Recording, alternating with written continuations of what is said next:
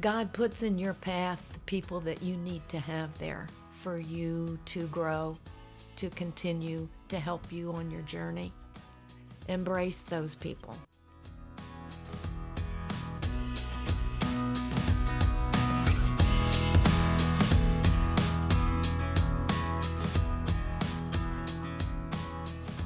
Hello, everyone, and welcome to A Daughter's Inheritance, a podcast about the relationship between mothers and daughters. I am your host, Susan Seal, and I have a special guest today. Nina Rivenburgh is with us. Welcome. I'm glad to have you. Well, thank you for having me here, and thank you for pronouncing my name correctly also. Oh, well, good, good. So I feel like, for the most part, we have known about each other. We've been in church together in a fairly small community, and our paths have crossed some, but I really didn't know your story that much until recently when we kind of visited. Now, I have lunch with your husband every Monday. Now, before people are like, wait, what? We're in Rotary together, so our Rotary meets every Monday. And so he usually, I think, kind of sits behind me. But what I have known of you is that I see you as having a gentle spirit, very deep and contemplative. And that's just kind of from a distance, how I've kind of seen you. And your story, I think, is unique and yet will be a story that people can connect with. Whether it's their mother or somebody else, I think it will be something that will really resonate with people. But before we jump into that, tell us a little bit about Nina. Who are you? Just your family, work, passions, whatever, so we can get to know you a little bit. All right. Well, my name is Nina Rivenburgh. I was born in Pennsylvania, so I'm basically a northerner, but have become a southerner because I've been here now for 26 years. And I have an older brother, 9 years older, and an older sister, 12 years older. I lost my mother when I was 3.5. So my brother would have been 9.5, and my sister, 12.5, and my sister would have been 15.5. The early part of my upbringing was rather tumultuous, but I'll get into that a little bit later. I grew up Roman Catholic, and I went to Penn State for college, married my high school sweetheart, and he also went to Penn State, but then after 4 years, we were divorced. So for 13 years, I was single and didn't remarry until I was 38. And this year, we will be married 40 years. Oh, wow. So that really is a milestone. Uh-huh. And absolutely, I'm grateful that my life took a good turn that way. I have no children. I have a stepdaughter in Colorado with 2 granddaughters who are 26 and 23. So basically, they've grown up without us. We've seen them, we've made trips out there Sure. and whatever, but it hasn't been a real close time because of the distance. Maybe I'll just add in here while I'm talking about Sure. my stepdaughter. When I was a senior in high school, when I graduated from high school, I decided I had been living with an aunt and uncle for a number of years. When my mother passed away, my grandmother came to take care of us for a short period of time, but that was rather difficult for her. And so she wasn't able to do that. And we had another lady come who was a distant relative, like a third or fourth cousin, come and stay with us to help my father, who was a physician and was busy, with his practice. And her name was Mary. I attached to Mary. I really felt a bond with Mary because I was so little. Unfortunately, Mary started to have feelings for my father and wanted to get married, and my father did not feel the same way. So Mary had to go. And my father called his older brother and said, I'm bringing Nina and Vincent over, for you to take. I think my uncle was okay with that because my aunt and uncle only had one child. She was diabetic and had lost a child, and they couldn't have any more. I'm not sure my aunt was totally thrilled with this arrangement, but we went to live with them. When I was a senior in high school, I decided that I wanted to go live with my father. So I just told my father, I'm coming to live with you. Back, yeah. I'm coming back. Here I come.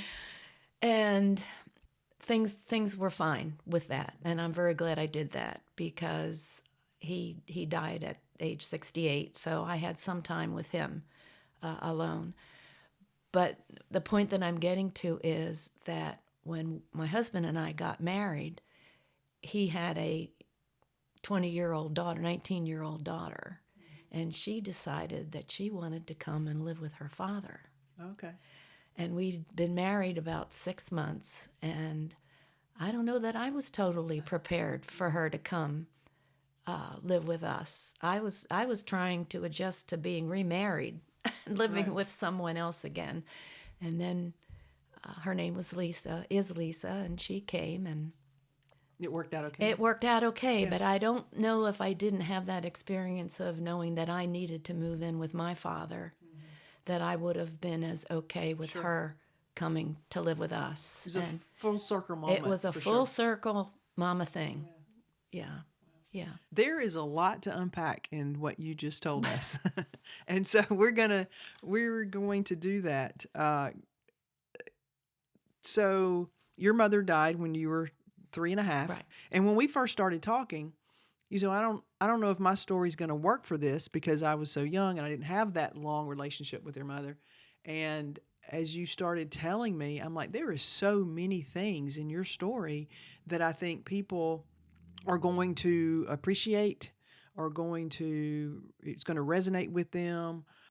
It is unique in some ways, but I think there's just so many things there. So with your mother passing away when she was young, and you were young, what do you know about her just as a woman? I mean, even not necessarily just as a mother, but just as a woman, who she was before she got married or as a wife. Do you know much about that? I don't. Yeah. I really don't. Unfortunately, my sister and my brother don't talk about my mother very much. They are uncomfortable with that. Sure. And I have little snippets from other relatives that I've asked, you know. Right. I think my mother was a beautiful woman. I believe that she had a big heart. She was a nurse. The one thing about my mother in pictures is that she is never smiling. She is never smiling. And that pictures of me as a small child with her, I am beaming all over. I'm just delighted, you know, to be with her. My mother did not drive. She took care of my father's calls with people who would call in to make, you know, needing to see my father. As a doctor. As a doctor. She was a little bit homebound. I don't know very much about her. Yeah. I do know that she did have a gentle spirit, and I think I have that part of her with me. I remember one time I was visiting another aunt and uncle who, of course, knew my mother because my father came from a large family. Anyway, I was getting out of the car and walking into the house, and my uncle said to me, for a minute there, I thought that was your mother. Oh, wow. Coming in. That made me feel wonderful. Oh, yeah. You know, So there are... So people see her in me, I think. People have seen her in me. Well, being a nurse, what year was... Oh. that was a big deal. That would be a big deal. Back then? Yeah. Yeah. So for her to have a career. Yeah. And her sister was also a nurse. Okay. Both my aunt and my mother were a nurse. And I did not know my aunt very well. I did not know my mother's side of the family very well. I would have known them better if she had lived and I'd been able to have more contact. Do you have memories of you with her? I know you've got the pictures and you see those. And for me, sometimes I look back at pictures when I was a little kid, or people will talk about memories, and I don't know if it's a memory I had or if it's because other people have told me, or pictures, But do you have some memories with her? I have a few. And one of them is from a picture. And we used to go to a swimming pool in the summer. And she's sitting on the edge of the pool. And she was tall. She was about 5'6", which I did not get. But she's sitting in her bathing suit on the side of the pool, and I'm in the water, just kind of by her leg. And of course, I'm smiling. I'm having a good time, and there's a duck. There's a little rubber duck. So we were having a good time. And I remember combing her hair on the side of her bed. She would sit on the side of the bed, and I would brush her hair with a brush. She had beautiful auburn hair, and I remember doing that. And I also remember, I think I told you this earlier, there used to be little loaves of Wonder Bread that they had back then. And she would make peanut butter and jelly sandwiches out of these little pieces of bread, and I remember her doing that. It's really interesting, the things that we do remember. I mean, sometimes they seem so insignificant, Right. but for some reason, whether it's just the comfort of her fixing a Peanut butter and jelly. yeah, I must have liked those, I guess. Yeah. So Yeah. it's interesting. Yeah. When you lived with your father later, Right. did he talk about her at all, or just that was just something that was understood? We're just not talking about this, or just. I think it was too hard for my father to do that. I really do.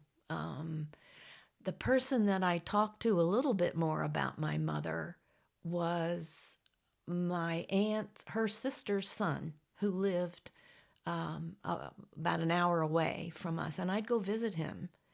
And he would tell me things because he lived in the same house where my grandmother and grandfather lived and where my mother was raised. So he remembers her in that home. Did she have a good relationship with her mother? Do you know? I don't know. Yeah. I don't know. I have a feeling I don't know. Yeah. And I wish I knew. See, there's so many things that I don't know. Right. My grandmother was a woman ahead of her time. She liked to drive. She lived in her car. She was very adventurous, was kind of a dominant woman, where I think my mother was not. So I don't know what the relationship was there. Yeah. So when you were 3.5, your brother was 12 and a half. And your sister 15 15. and a half, yeah. And you said they didn't talk about it much. That's a hard time. I mean, there's never a good time to lose your mother. But for a teenager and a preteen, had to be really difficult. Did you all come together in this common loss and bond together, or teenage years are so awkward anyway, and sometimes you just turn inward, even in the best of times? Did each of you kind of have to deal with it in your own way? I think all of us had to deal with it in our own way. I think that it affected each of us very differently. I don't know the relationship of my sister and my mother. There might have been some friction there because of her age. If there wasn't friction between a 15-year-old and their mother, something was different. I mean, that's just a not normal right. thing. Yeah, yeah. And I think my brother had the hardest time because my father was a little bit strict. And I think my mother was my brother's salvation, was his safe place. Not that my father was abusive. I'm not saying that. But I think I was so little but I don't think he knew how to cope with this loss. And unfortunately, none of us got the help that we needed to work through this time. And my brother was sent off to military school. So it was hard for him. Well, the people that would have been there for you were also having to deal with it. I mean, your older Oh, sister, right. that sometimes is protective. Well, she's dealing with her own things. Your father lost his young spouse. Your grandmother lost her daughter at a young age. So everybody's that you would have depended on. And then here's this toddler. I don't think any of us could help each other Yeah. with their grief because they were too caught up in their own grief. Yeah. And I remember I asked my sister, I said to her, well, or she would say to me, you would wonder where did mommy go? Where's mommy?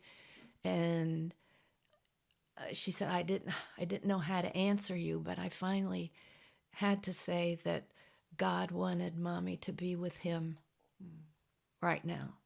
I don't know what a child's brain does with all of that, I know I'm going off on a little bit of a different tangent here, but it was very hard for me. I remember one time we were living in Ohio and I had a neighbor who had a little girl.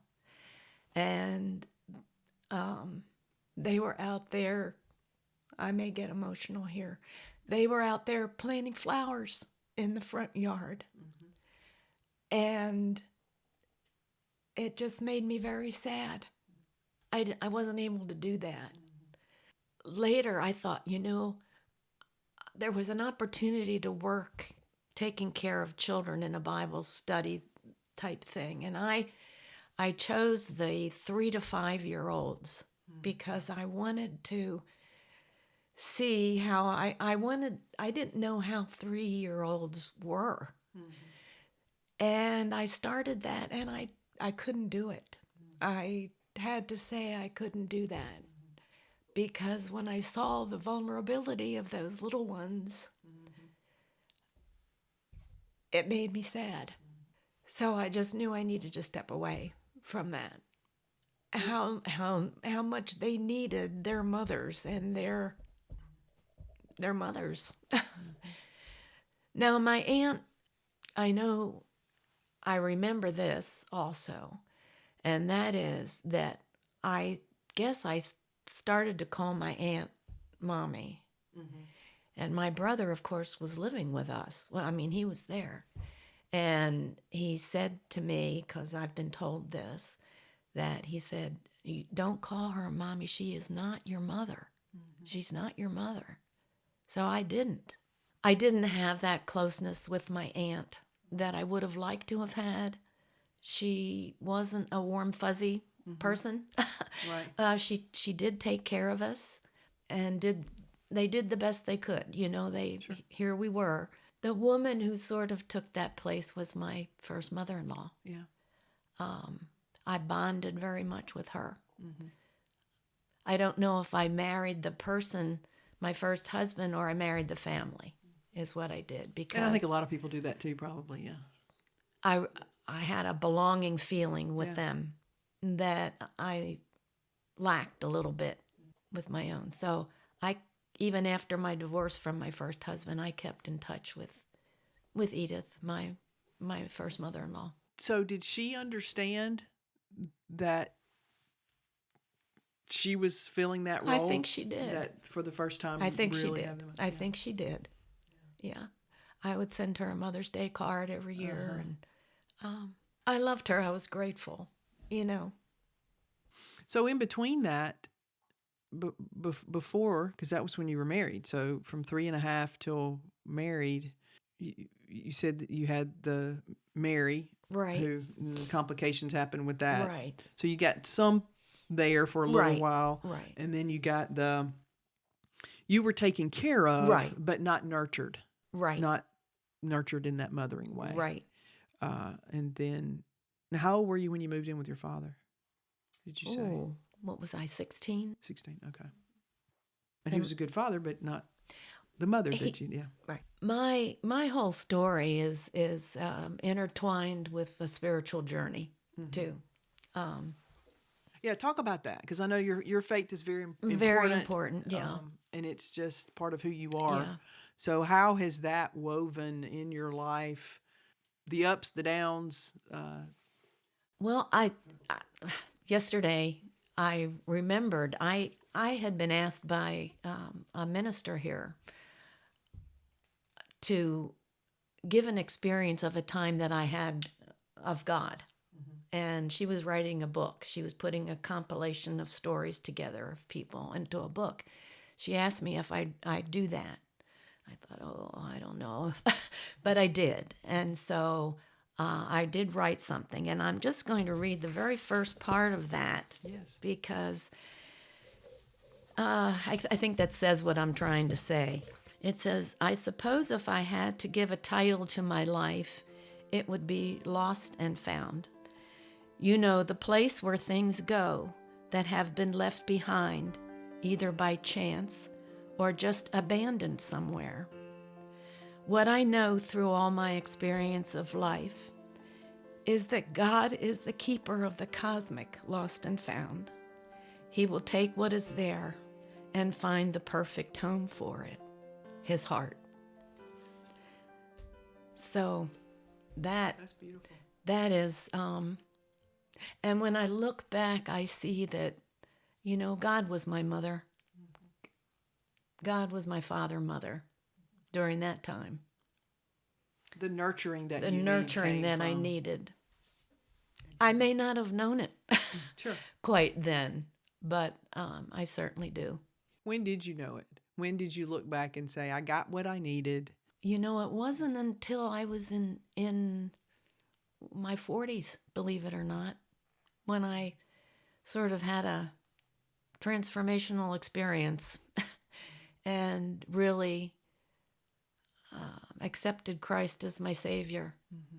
I was repentant and I was forgiven and knew I was just so loved and that He had brought me this far and would continue to do so. So, yeah, it took a while. Sure, yeah.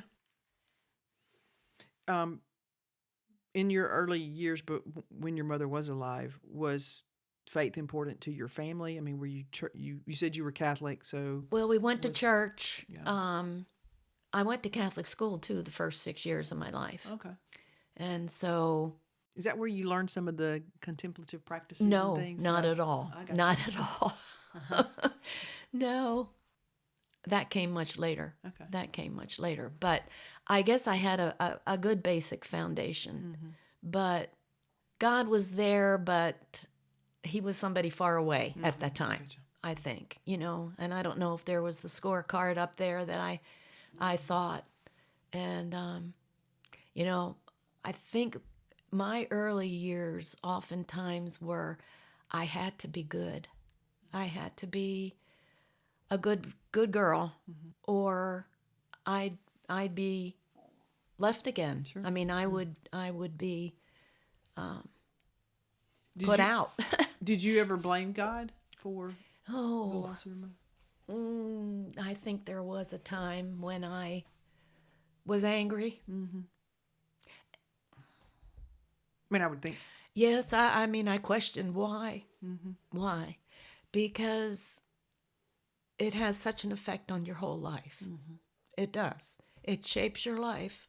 But I know now that that's what God really wanted for me is to shape my life through this. So, You were talking about a scorecard. I had a friend one time. She said when she was a little girl that she read the scripture about to forgive 70 times 7.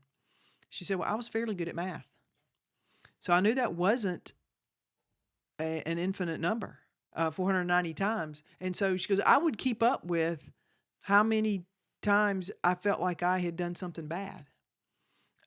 Which was just amazing. I mean, the mind of a child. But it said 70 times 7. So that's how many times I can be bad. And then I'm going to be in bad trouble. yeah. But that, Yeah. the Yep. same kind of concept. It's interesting Yeah. how the young minds work. Well, I had the nuns too. If Oh, you yeah. did them wrong, I did have I think I had my knuckles rapped by a ruler on occasion. You wouldn't think me, Yes, yeah, right. but anyway, Yeah. but The other day when we were talking, you said something that I said, I really think that's going to resonate with people. That there are going to be some people who lost their mother when they were maybe not as young as you, but, young, that they're going to say, yes, that's me too, and nobody else understands that. When you said, I lost my mother at 3.5 and I miss her every day, explain that a little bit. Because I think there's other people who feel that way, that maybe people are going, well, how can that be? I think about her. I have a picture right in front of me right now, and I don't want to forget her. I don't want to have her be a part of my past. I want her to be part of my present. And I know she's watching over me. There are little things that happen during the course of a day that might remind me of her. I might hear a bird chirping in the trees at me, just relentlessly chirping, and it'll get my attention, and I'll say, that might be my mother there talking to me. Just little things like that. So is it kind of a combination of missing her in that, like when you saw the mother and daughter playing in the flower, missing the things that mothers and daughters do, but also a spiritual connection uh, as well that you feel? Oh, it's definitely a spiritual connection. I do feel that she's watching over me, protecting me. She's fine. She's fine, and I know she's waiting for me, and that will be a happy day. And I do believe that the first 3.5 years I had with her, those are so important in the formative years of a child, that she gave me what I needed. Because I could have gone another way. Sure. I've been through depression, you know, could have gotten into drugs, could have gotten into alcohol, could have taken a path that would have led me to try and soothe that pain of that. But I didn't, and I thank God for that. She apparently gave me what I needed to continue on with life. Well, just in some of the things I've been reading, it is amazing how much children learn and gain from just those first few years. Right. So, yeah, even having those few years were did help shape who you are today. One other thing I wanted to mention, I don't have any children. And I don't have any children. I didn't realize until I realized it that that was an unconscious decision on my part. I think I did not get married. Those 13 years I did not get married. If I really wanted to have had a family and children, I would have gotten married. I got married again at 38, and it was kind of late, getting kind of late, and the circumstances just weren't. But I realized it was a conscious decision. Then it became a conscious decision that I would not want to have a child and something happened to me and leave them like I was left. And that was a big revelation to me when I consciously realized that. And that's okay. I mean, I have 2 stepchildren, and not everybody has to have children. Sure, yeah. That hit me hard when I realized that fact. That part was just a decision. That was a decision. But you didn't really think of it. I really you didn't didn't sit think down of and it. go, okay, this is what. Right. Yeah. So you've got this beautiful picture of your mother, and she is a beautiful woman, and you showed me this brooch that's just absolutely amazing. That's beautiful. So you talked a little bit about that she was a gentle, and you got that from her, and you have these physical things. So what are some of the things, and you can tell us about these or some other things that you have of hers, or that she left, that you inherited from her, whether it's traits or how you act or look, or actual physical things? It happened one day. I was looking in the mirror, and I was putting stuff on my eyebrows. And I have one eyebrow that just stuck out, and it was auburn color. And I thought, oh, this is my mother. This is my mother, the color of her hair. And it was a little longer. I was thinking of I thought, oh my, no, I'm not getting rid of that. one, And no. I look at it every day as I'm putting on my eyebrow pencil or brush or thing, whatever I do. But I have an eyebrow that is the exact color of her hair. And my hair was, I'm now gray, but it was brown with reddish highlights. So every day I see that. I mean, it's something so simple, but so powerful. Absolutely. So anyway, that, and I do think I have her manner. I think my sister is very different than me. I think I have more of the character traits of my mother, maybe. I think my sister looks maybe a little bit more like my mother, and so does my brother. And he's tall, 6 foot, so he got the height. But I can look at that picture and just see the love in her eyes. I mean, I can see that, and I can feel that. I can feel that. So that's just very special. And I have it prominently displayed where I can see it every day.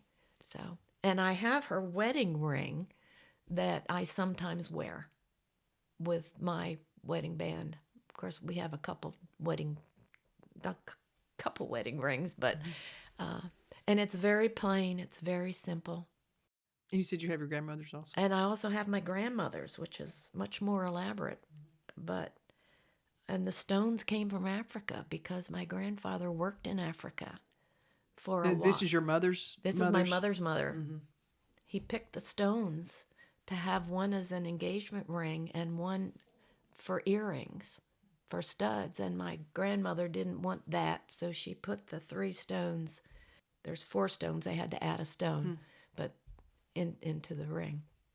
So. Well, that's beautiful. We've talked a little bit about your siblings. How is that relationship through the years? You said you grieved separately.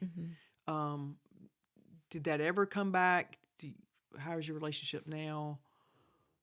They're both distant in geography. My brother lives in Pennsylvania. My sister lives in California. Y'all are all spread out. We're spread out. I do go to California, and my sister has come here to visit, but my sister's going to be 90 tomorrow. Oh, wow. So she hasn't been doing much traveling. My brother, I don't see him too often, but I do talk to him on birthdays. We have become closer over the years. That has happened. And my sister and I have traveled together a little bit. We took a trip to Italy and Sicily together because that's part of my heritage. We've become closer. I do remember my sister saying that my sister had to have a double mastectomy. My mother had a mastectomy also. Oh, wow. This is before I think they knew that she had leukemia, which is what she died from. But my sister said, I can so relate to Mother now, what she went through. She never realized what she went through with that until she had to go through that herself. Yeah.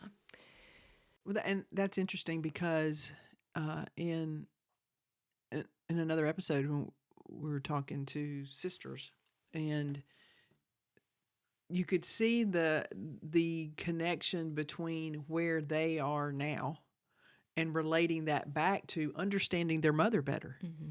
You know, because when Right. when you're young, you don't see those things, you don't understand those things until you get to be the age she was when you were, and so even something like that Mm-hmm. uh, of understanding the illness that she went through. Right. Now, my mother, I don't think my mother was a great cook. For some reason, I don't. The first cherry pie she made, this was, I was told that she left the pits in the Oh cherries. no! And my sister You and break a tooth on those. my sister and I are both good cooks. And so we've laughed about that, you know. But she could make a good peanut butter jelly But sandwich. she could make a good peanut butter and jelly sandwich. And yep. So anyway, that's also, it's a shame, you know, that we don't share as much as we could, or that maybe it's too painful. I think it's too painful for my brother to talk about my mother. It is too painful. My sister, maybe I'm not asking her enough questions. That could be. But that's just the way it has been. And Well, you know, this podcast is about the mother daughter connection, but there's a lot of things with siblings as well. right. The different relationships and throughout the years with siblings. Well, Somebody else can do that podcast, but I did grow up with my aunt and uncle had a daughter who was 10 years older than me. So I grew up with her. Mm-hmm. And she and I probably talk more than my sister and I do. Oh, yeah. She was more of a protector of me than my sister.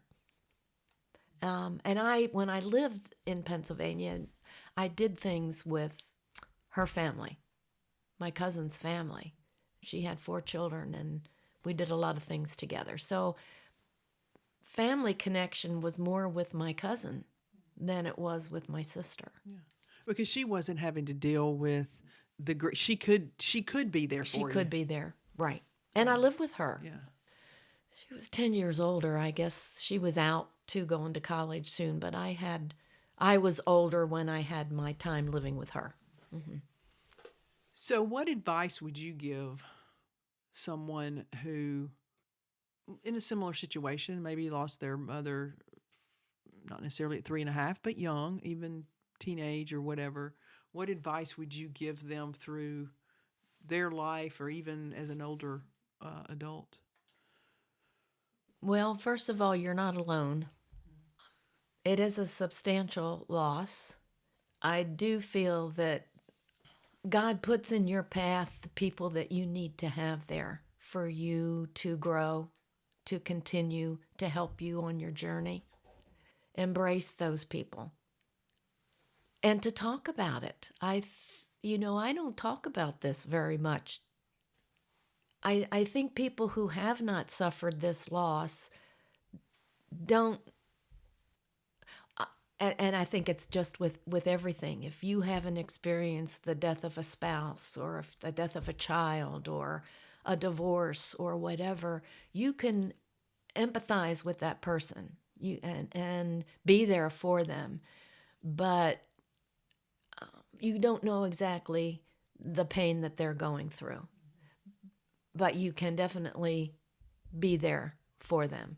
So just know that you're loved and that parent still loves you from afar, and to cherish the memories that you have of them and to find out as much as you can about them. Because I know I didn't find out quite enough from people who were still around that I could do that with. And that, talk to your siblings. Yeah. So you said you don't have children, but I think you've probably been a mentor to people for sure, and you've had influence on others. What would you want them to inherit from you? What would you want those people in your life, or younger women, or what would you want to give to them? Well, I don't know why that message from the help has come back into my mind. And I don't know what it is exactly. You is smart, you is pretty, you is important. Yeah. Because that's what you are. You truly are a beloved. Here's my spiritual part. You are a beloved of Jesus. To be courageous in your life, to step out, take the risk. Don't be afraid of failing, because we're all going to fail. We're all going to stumble. But we're all given another opportunity to try again, continue on. You probably are more than you think you are. Absolutely. And to reach out to others for help when you need it. Don't be afraid to ask for that, because there are people that are willing to be there for you and help you. Very good. Well, thank you, Nina. Thank you for being here today, for having this conversation. Some people say it is therapeutic, although it's difficult. It's hard to look back at some of these, because we're talking to women who have lost their mother. And so hopefully it has been good for you as well. But thank you for sharing your story. Difficult, but yet beautiful nonetheless. So thank you. Well, thank you for allowing me to do this, because it has been therapeutic, and it's given me a sacred space to do this in. I guess, and my message is you're not alone, and that you're loved. Thank you. And thank you to our listeners for joining us on a Daughter's Inheritance. I hope you found something in this conversation, whether it's comfort or connection, maybe recognition of some of your own situation, and, maybe even a laugh every now and then. If it's resonated with you, please follow the show so you don't miss the next daughter's story. And if you want to share your own inheritance with me, I'd love to hear from you. So in the words of my own mother, similar to what you were just saying, be patient, be kind, and fair.